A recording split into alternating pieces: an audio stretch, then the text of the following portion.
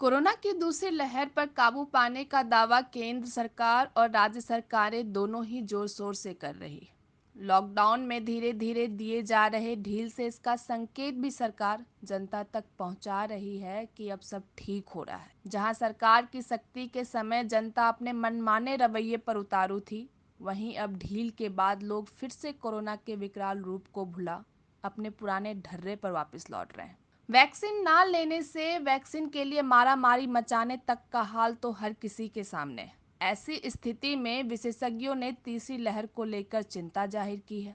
विशेषज्ञों की माने तो कोरोना कभी भी तीसरी लहर के रूप में दस्तक दे सकता है, इसलिए पहले की तरह ही सख्ती बरतनी जरूरी है। लेकिन लोग मानने को तैयार नहीं, जिसे लेकर उन्होंने सरकार को आगाह किया है कि ढील देने की बजाय देश में लॉकडाउन की पाबंदियों को दिसंबर के महीने तक बढ़ा दिया जाए। मालूम हो कि जहां कोरोना महामारी देश से जाने का नाम नहीं ले रही, वहीं ब्लैक फंगस और वाइट फंगस जैसी दूसरी जानलेवा बीमारियों ने भी देश में पांव फैलाना शुरू कर दिया है।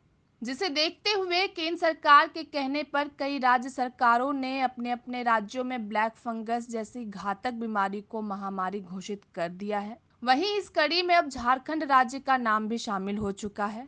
हेमंत सोरेन ने अहम घोषणा करते हुए ब्लैक फंगस को राज्य में महामारी घोषित कर दिया है। साथ ही राज्य में संक्रमण की स्थिति को देखते हुए हेमंत सरकार ने 17 जून तक लॉकडाउन लगा रखा है। हालांकि विभिन्न स्तर पर लोगों को लॉकडाउन से छूट भी मिली हुई है। साथ ही बाकी राज्यों की तरह यहाँ भी वीकली लॉकडाउन जारी है, जो शनिवार को शाम 4 बजे से सोमवार सुबह 6 बजे तक लागू रहेगा। लेकिन देश की आर्थिक गतिविधियों को बढ़ते देख विशेषज्ञों और डॉक्टर्स ने चिंता जाहिर की है।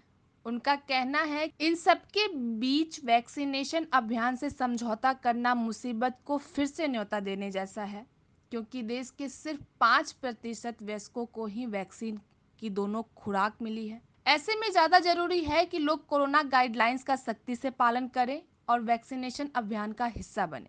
देश में कोरोना के हालात पर नजर डालें तो संक्रमण के आंकड़ों में कमी देखने को मिली है। जहां कोरोना मामले 3 लाख से नीचे उतरने का नाम नहीं ले रहे थे, वहीं अब सरकार की सख्ती और लोगों की जागरूकता के बाद ये आंकड़े 1 लाख के भीतर सिमट चुके हैं।